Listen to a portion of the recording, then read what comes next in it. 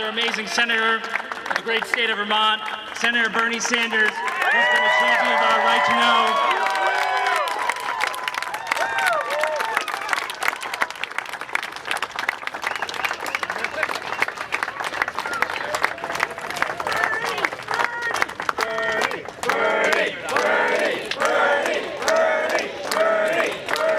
Thank you. It's nice to be back. All right, let me begin by thanking all of you for doing what citizens should be doing in a democracy. And that is, you got involved in a very, very important issue, and that is the issue of people having the right to know what's in the food that they eat. You organized, you knocked on doors, you went to the legislature.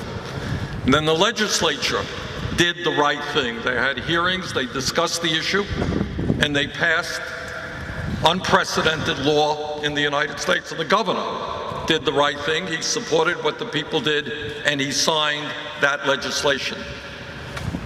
That is what democracy is supposed to be about.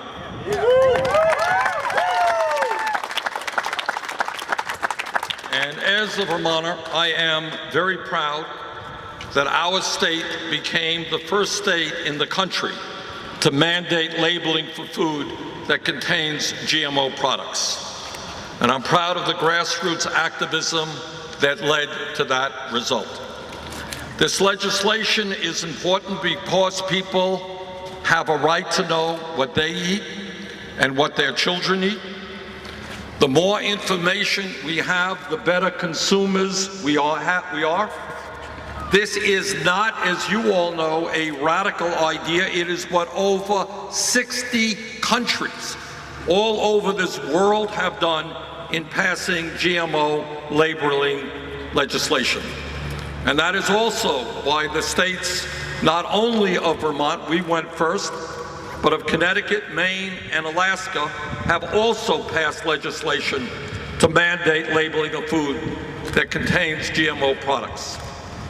Unfortunately, the major agribusiness and biotech corporations disagree. They do not believe that people should have a right to know what's in the food that they eat. And that is why they have spent hundreds of millions of dollars in lobbying and campaign contributions to overturn the GMO right to know legislation that Vermont and other states have passed, and also that many other states want to pass. This is a movement that is going throughout this country. The Grocery Manufacturers Association, which sued and lost in trying to stop Vermont's law, has 34 lobbyists working on this issue alone. They spent $8.5 million lobbying between 2015 and 2016, and of course they're spending more this year. Monsanto has already spent $2 million in 2016 lobbying Congress, just in 2016. The Environmental Working Group has calculated that food and biotech companies and trade associations have spent nearly $200 million to oppose state GMO labeling initiatives like Act 120. When combined with Washington lobbying expenditures that mention GMO labeling, the total amount spent by corporate interest is close to $400 million. So you know that what we have done here in Vermont is important, because when they're prepared to spend $400 million to stop what Vermont has done, you know how important it is. And their goal clearly is to deny states the right to go forward in this area, and what they want to do is to pass legislation that is useless and will have no value to consumers. And if we don't stop them, and stop them now, they will succeed in doing that. On Thursday evening, as Senator Leahy knows very well, because we worked hard on this issue on Thursday evening, with no hearings and really no debate. A corporate-backed bill offered by Senators Pat Roberts.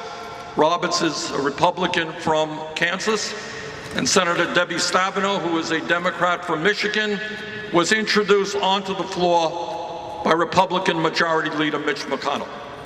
This legislation would create a confusing, misleading, and unenforceable national standard for labeling GMOs. Instead of a uniform labeling standard like Vermont's law, the language allows text, symbols, or an electronic code to be used.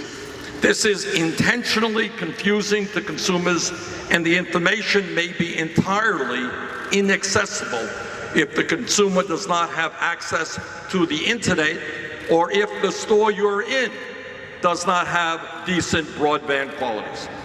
The compromise language also allows the U.S. Department of Agriculture to rule on what percentage of GMO material is present in a particular food before it gets labeled, in contrast to Vermont and European Union standards, both of which require products with more than 0.9% to be labeled.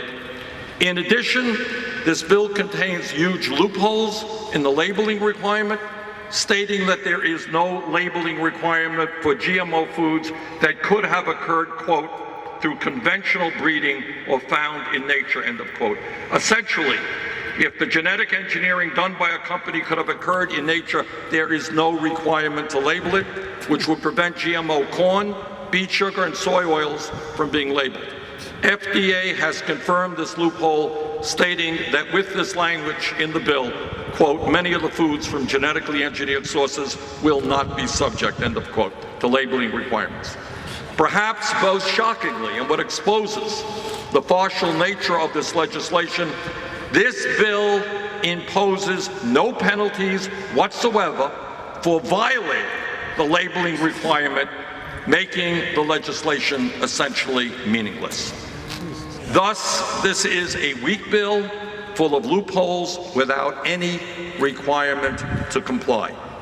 Now, I find it interesting that many of my Republican colleagues who tell us every single day how terrible the federal government is, how they want to get the federal government off the backs of the people, now are prepared to support legislation that denies every state in this country to go forward, that wants to rescind the excellent bill passed right here in the state of Vermont. And I find it very objectionable that too many Democrats are supporting this corporate initiative.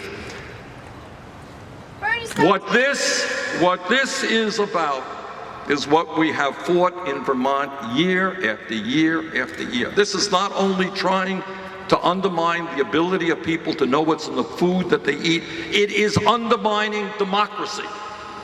It is undermining the ability of people to get things done. Because if you do it, and you went through all kinds of loopholes to get it done in Vermont, other states the same, then the big money interests say, hey, we don't want to see that.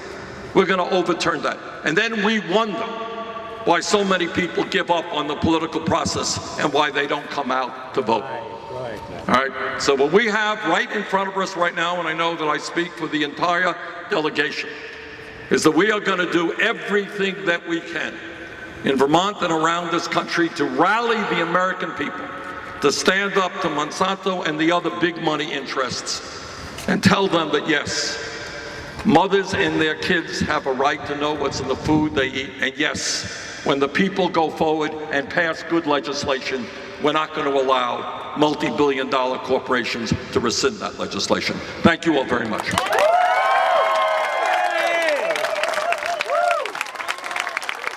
Thank you so much, Senator Sanders.